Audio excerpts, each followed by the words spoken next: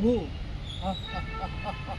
బ భూ బ భూ అంటే ఏంటి ఇది?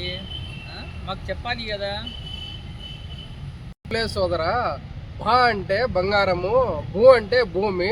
దానిపైన పెట్టుబడి పెడితే ఏదైనా కానీ ఆలోచన రావచ్చు, దాన్ని ఇంప్రూవ్మెంట్ అవుతుంది. మనుషులకి ఎవరికైనా కానీ అప్పు ఇస్తే శత్రుత్వం పెరుగుతుంది కానీ ఇబ్బంది అవుతుంది. దానికోసమే నేను బా భూ అని మంత్రం జపిస్తాను అని చెప్పి.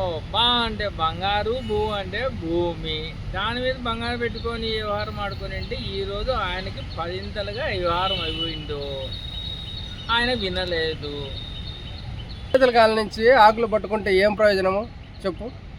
బాగానే ఉంది కానీ కొంతమంది మూర్ఖులుగా ఉంటారు, వినరు. కొంతమంది మనం ఎందుకంటే మంచిగా చెప్తున్నాం కానీ కొంతమంది వినరు. వినకపోవడం వాళ్ళ మూర్ఖం.